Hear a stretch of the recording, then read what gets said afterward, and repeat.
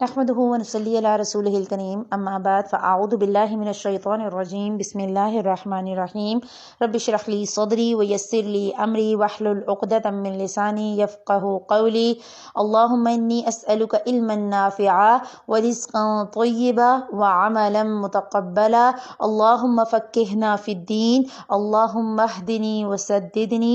تمام طرح کی تعریف اس اللہ عز و جل کے لیے لائق اور زیبا ہے جو ہم سب کو پیدا کرنے اور پالنے والا ہے، اور ہر طرح کا درود و سلام اس نبی آخر الزمان کی ذات پر جو اپنے کردار میں بھی باکمال تھے، جو اپنے اخلاق میں بھی باکمال تھے، اور جنہوں نے آپ کو اور مجھے ساری انسانیت کو حق کا پیغام سنایا۔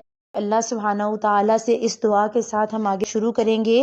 ربنا آمنا بما انزلت واتبعنا الرسول فاکتبنا مع الشاہدین، کہ اے ہمارے اللہ، ہم ایمان لاتے ہیں اس سب پر جو تو نے نازل کیا، اور ہم نے تیرے رسول کی پیروی کی، بس تو ہمیں گواہی دینے والوں میں لکھ لے۔ پھر کیا ہوتا ہے کہ وہ فرشتے سے پوچھتے ہیں عبداللہ کہ کیا یہ ممکن ہے کہ انبیاء علیہ السلام سے میری ملاقات ہو سکے؟ سب سے ملاقات کا وقت تو نہیں، لیکن کچھ سے ملاقات ضرور ہو سکتی ہے۔ اس نے جواب دیا، اور پھر ایک ایک کر کے خدا کے جلیل القدر پیغمبروں سے میری ملاقات کرانی شروع کی۔ وہ پیغمبر جو میرے لیے عظمتوں کا نشان تھے، میں ان سے مل رہا تھا۔ آدم، نوح، ہود، صالح، اسحاق، یعقوب، یوسف، شعیب، موسیٰ، ہارون، یونس، داود، سلیمان، زکریا، یحییٰ، عیسیٰ، اور سب سے بڑھ کر ابو الانبیاء سیدنا ابراہیم علیہ السلام، سب نے گلے لگا لگا کر میری پیشانی پر بوسہ دے کر میرا استقبال کیا اور مجھے مبارکباد دی۔ ان جلیل القدر ہستیوں سے کچھ گفتگو کرنے کے بعد ہم آگے روانہ ہو گئے، مگر مجھے دوران گفتگو یہ احساس ہوا کہ یہ سب لوگ ایک نوعیت کے تفکر میں مبتلا ہیں۔ راستے میں صالح سے میں نے اس کی وجہ پوچھی تو وہ بولا، تمہیں نہیں معلوم اس وقت حشر کے میدان میں کیا قیامت برپا ہے؟ اس وقت ہر نبی پریشان ہے کہ انسانیت کا کیا ہوگا۔ اللہ تعالیٰ کے عذاب کی شدت اتنی زیادہ ہے کہ ان انبیاء میں سے کوئی بھی نہیں چاہتا کہ اس کی امت عذاب الہی کا سامنا کرے۔ وہ چاہتے ہیں کہ اللہ تعالیٰ لوگوں کو معاف کر دیں، مگر سر دست اس کا کوئی امکان نہیں۔ ایسی کوئی دعا کی جا سکتی ہے اور نہ ہی ایسی کسی دعا کی اجازت ہے۔ لوگ سینکڑوں برس سے خراب اور خوار ہو رہے ہیں اور سر دست حساب کتاب شروع ہونے کا کوئی امکان نہیں۔ سینکڑوں برس کیا مطلب؟ ہمیں تو اندر آئے بمشکل 1-2 گھنٹے گزرے ہیں۔ میں نے تعجب سے پوچھا، یہ تم سمجھ رہے ہو آج کا دن کامیاب لوگوں کے لیے گھنٹوں کا ہے اور باہر موجود لوگوں کے لیے انتہائی سختی اور مصیبت کا ایک بے حد طویل دن۔ باہر صدیاں گزر گئی ہیں مگر تم ابھی بھی یہ بات نہیں سمجھو گے۔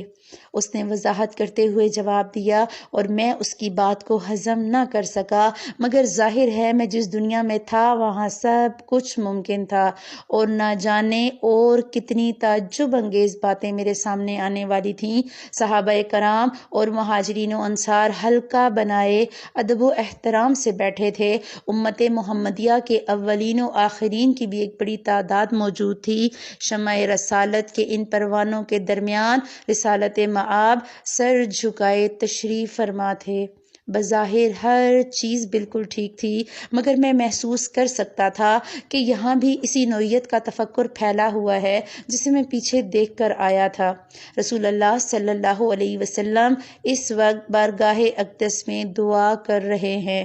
ہمیں بیٹھ کر انتظار کرنا چاہیے۔ صالح نے آگے بڑھ کر پچھلی نشستوں کی طرف بیٹھتے ہوئے مجھے کہا، ہم پچھلی نشستوں پر براجمان ہو گئے، یہاں سے یہ اندازہ کرنا مشکل تھا کہ آگے کیا ہو رہا ہے۔ میں نے صالح سے دریافت کیا، یہ حساب کتاب کب شروع ہوگا؟ اس نے جواب دیا، مجھے کیا معلوم، کسی کو بھی نہیں معلوم۔ اس کی یہ بات سن کر میں خاموش ہو گیا اور نشست کی پشت سے سر ٹکا کر آنکھیں بند کر کر بیٹھ گیا۔ نہ جانے کتنا وقت گزرا تھا کہ صالح کی آواز میرے کانوں میں آئی، عبداللہ اٹھو، دیکھو تم سے ملنے کون آیا ہے۔ اس کی آواز پر میں چونک کر کھڑا ہو گیا۔ سامنے دیکھا تو ایک انتہائی باوقار ہستی میرے سامنے کھڑی تھی۔ ان کے چہرے کی مسکراہٹ اور آنکھوں سے محبت کے آثار جھلک رہے تھے۔ اس سے قبل کہ سالے مزید کچھ کہتا، انہوں نے نرم لہجے میں اپنا تعارف کراتے ہوئے کہا، مرحبا عبداللہ، میرا نام ابو بکر ہے۔ رسول اللہ صلی اللہ علیہ وسلم کی طرف سے میں تمہیں خوش آمدید کہتا ہوں۔ یہ کہتے ہوئے انہوں نے اپنے دونوں ہاتھ پھیلا دیے۔ میں پرجوش انداز میں ان سے بغل گیر ہو گیا۔ معانقے کے بعد وہ مجھے لوگوں سے ذرا دور لے کر ایک نشست پر جا بیٹھے۔ میں نے بیٹھتے ہی ان سے دریافت کیا کہ میں رسول اللہ صلی اللہ علیہ وسلم سے کب مل سکوں گا؟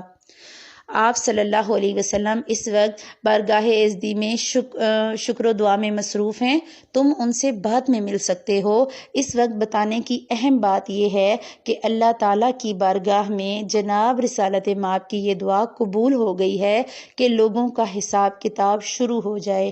اس قبولیت کی گھڑی میں تم نے بھی ایک دعا کی تھی۔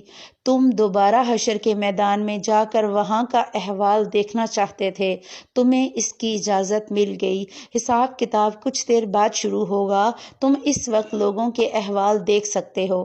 یہ پیغام دے کر ہی رسول اللہ صلی اللہ علیہ وسلم نے مجھے تمہارے پاس بھیجا ہے۔ یہ سن کر میرے چہرے پر خوشی کے تاثرات ظاہر ہوئے، جنہیں دیکھ کر خلیفہ رسول کے چہرے پر بھی مسکراہٹ آ گئی۔ ایک وقفے کے بعد وہ دوبارہ مجھ سے گویا ہوئے، باہر بہت سخت ماحول ہے، سالے اگرچہ تمہارے ساتھ ہوگا مگر تم یہ بھی پیتے جاؤ، یہ مشروب تمہیں باہر کے آلام سے محفوظ کر دے گا۔ یہ کہہ کر انہوں نے پاس رکھا سنہرے رنگ کا جگمگاتا ہوا ایک گلاس میری سمت بڑھایا۔ میں نے دونوں ہاتھ آگے بڑھا کر یہ گلاس ان کے ہاتھوں سے لیا اور اپنے ہونٹوں سے لگا لیا۔ گلاس ہونٹوں سے لگاتے ہی ایک عجیب واقعہ ہوا۔ میں اگرچہ بالکل پیاسا نہیں تھا اور نہ کسی تکلیف اور بے چینی میں تھا، مگر جو تسکین مجھے ملی وہ شاید صدیوں کے کسی پیاسے کو بھی پانی کا پہلا گھونٹ پینے پر نہیں ملتی ہوگی۔ اس مشروب کا ایک گھونٹ حلق سے اتارتے ہی لذت، سیرابی، آسودگی، مٹھاس اور ٹھنڈک کے الفاظ اپنے ایسے مفاہیم کے ساتھ مجھ پر واضح ہوئے جس کا تجربہ مجھے تو کیا، کسی دوسرے انسان کو کبھی بھی نہیں ہوا ہوگا۔ اس مشروب کا ایک ایک قطرہ میری زبان سے حلق سے سینے اور سینے سے معدے تک اترتا رہا اور میری رگ رگ کو سیرابی اور سرشاری کی کیفیت سے دوچار کرتا گیا۔ میرا دل تو چاہا کہ ایک ہی گھونٹ میں پورا گلاس پی جاؤں، مگر میں جس ہستی کے سامنے بیٹھا تھا اس کا ادب اس میں مانع ہوا۔ میں نے آہستگی سے سوال کیا، یہ کیا چیز ہے؟ یہ نئی زندگی اور نئی دنیا کا پہلا تعارف ہے، یہ جام کوثر ہے، اسے پینے کے بعد حشر میں گرمی اور پیاس تمہیں نہیں ستائے گی۔ یہ الفاظ سنتے ہی مجھے سمجھ آ گیا کہ مجھ پر اس مشروب کا یہ غیر معمولی اثر کیوں ہوا تھا۔ یہ جنت کی نہر کوثر کا پانی تھا اور بلا شبہ تمام خصائص کا حامل تھا، جس کا ذکر میں ہمیشہ سنتا رہا تھا۔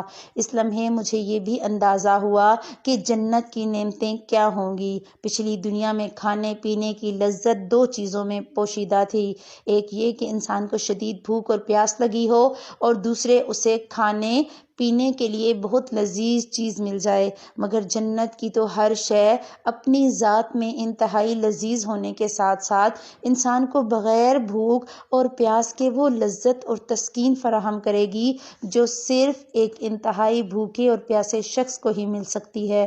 اب مجھے معلوم ہو گیا کہ جنت میں نہ بھوک ہوگی اور نہ پیاس، مگر اس کے باوجود انسان جتنا چاہے گا شوق سے کھائے گا۔ اس کی کوئی سیری ایسی نہیں ہوگی جو اسے گرانی اور بھاری پن میں مبتلا کرے۔ اللہ سبحانہ و تعالیٰ آپ کو اور مجھے بھی یہ سارے کے سارے تجربات اور یہ سارے کے سارے مشاہدات کرنے والا بنائے۔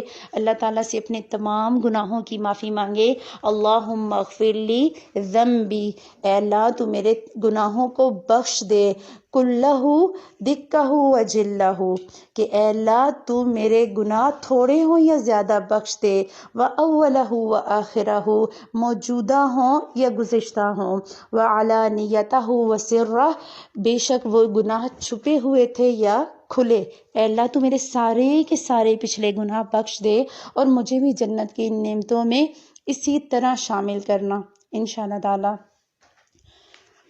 ہم دونوں ایک دفعہ پھر تیزی سے چل رہے تھے، عرش کی حدود سے نکلتے ہی ایک انتہائی گرم اور حبس زدہ ماحول سے واسطہ پڑا۔ لگتا تھا کہ سورج 9 کروڑ میل سے 1.25 میل کے فاصلے پر آ کر دہکنے لگا ہے۔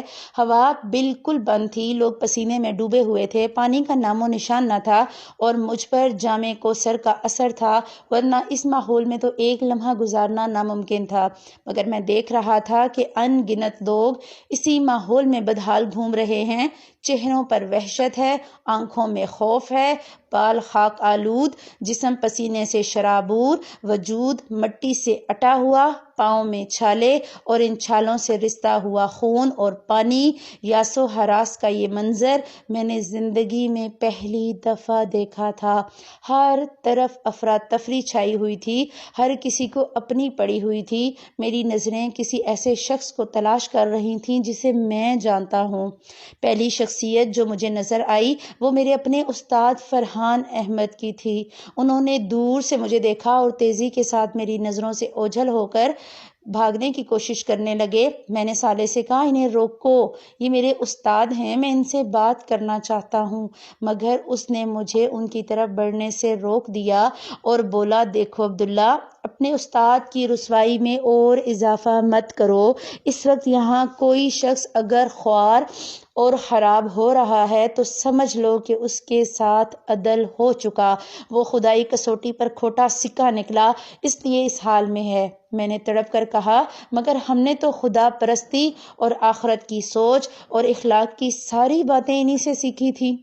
صالح بے پرواہی سے جواب دیتے ہوئے بولا، سیکھی ہوں گی، مگر ان کا علم ان کی شخصیت کا حصہ نہیں بن سکا۔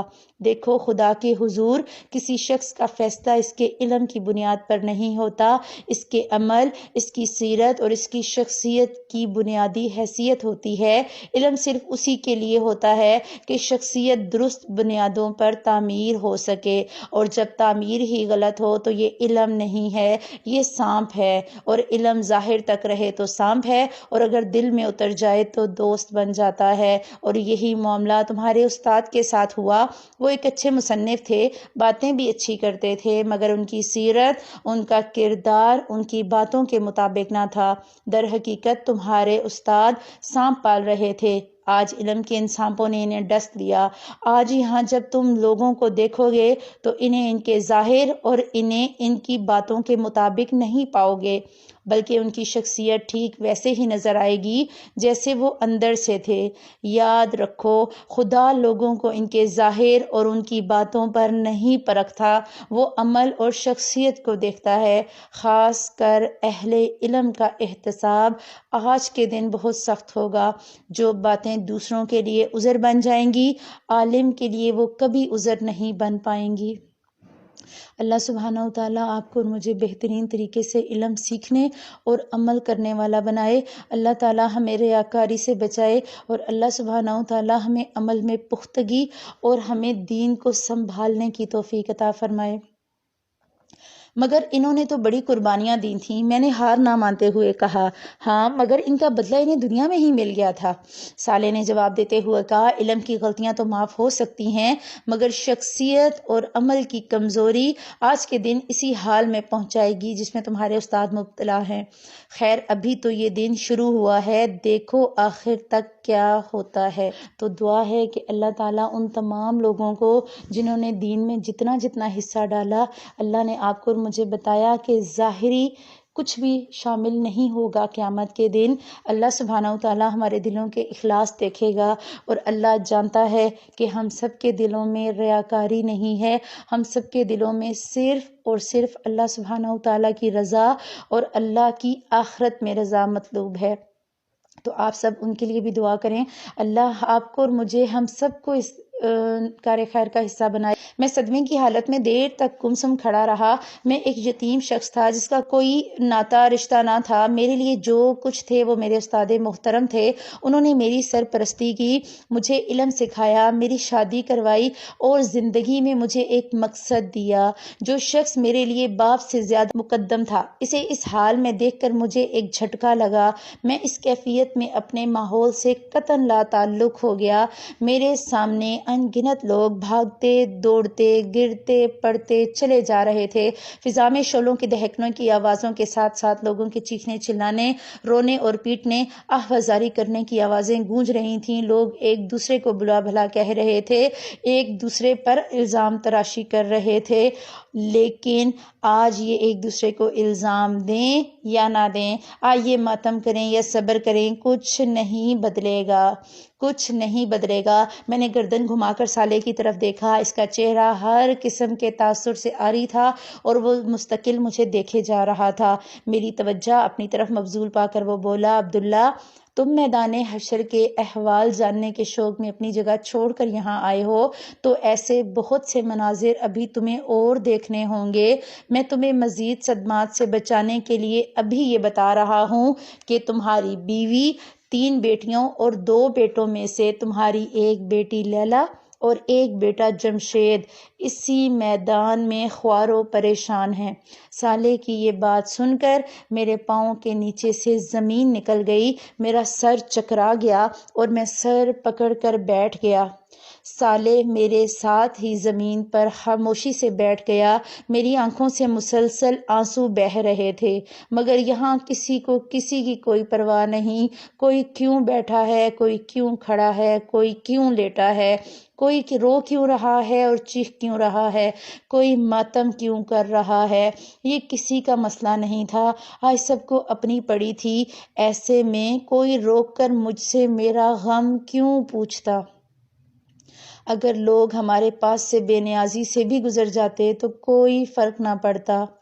آپ اور میں آج کا سبق یہیں پر سٹاپ کریں گے، اور ایک بات جو میں کرنا چاہتی ہوں آپ سب سے، جب بھی دعا مانگیں، جب بھی نماز پڑھیں، اللہ تعالیٰ سے ضرور دعا کریں، ربنا ہب لنا من ازواجنا وذریاتنا قرۃ اعین، کہ اے اللہ تو ہماری اولادوں کو اور ہمارے خاندوں کو ہماری آنکھوں کی ٹھنڈک بنا دے، وجعلنا للمتقین اماما، اور ہمیں متقی لوگوں کا امام بنا۔ اللہ تعالیٰ سے اپنی اولاد کے لیے ضرور ہدایت مانگیں، اپنی اولاد کے لیے ضرور معافیاں مانگیں۔ اللہ تعالیٰ سے جب ہم مانگیں گے تو اللہ تعالیٰ ضرور معاف کرنے والے ہیں، اور اللہ تعالیٰ سے ضرور دعا کریں، اللہم احسن عاقبتنا فی الامور کلہا، اے میرے اللہ پاک تو ہمارے سب کاموں کا انجام اچھا کرنا، واجرنا من خزی الدنیا، اور تو مجھے دنیا کی رسوائی، ہمیں دنیا کی رسوائی سے بچانا، وعذاب الآخرہ، اور آخرت کے عذاب سے بچانا۔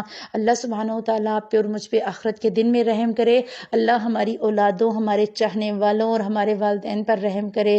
رب ارحمہما کما ربیانی صغیرا، اے اللہ ہمارے والدین پر ویسے رحم کرنا جیسے بچپن میں انہوں نے ہم پر کیا۔ سبحانک اللہم و بحمدک، نشہد ان لا الہ الا انت، نستغفرک و نتوب الیک۔ والسلام علیکم ورحمۃ اللہ وبرکاتہ۔